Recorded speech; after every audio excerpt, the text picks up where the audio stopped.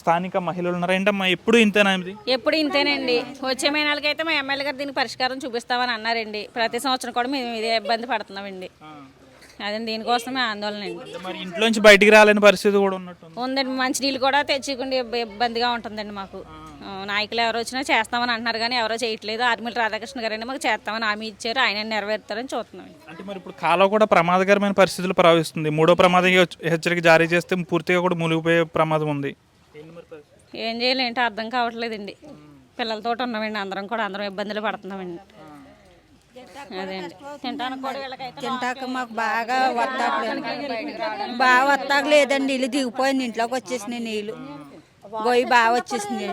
మరి ఎక్కడ మిమ్మల్ని పునరావాస కేంద్రాలకి ఎక్కడ తరలించి ఏర్పాట్లు ఏం చేయలేదా? ఇంకేం చేయలేదండి. వచ్చి చూసి వెళ్ళారండి నన్ను.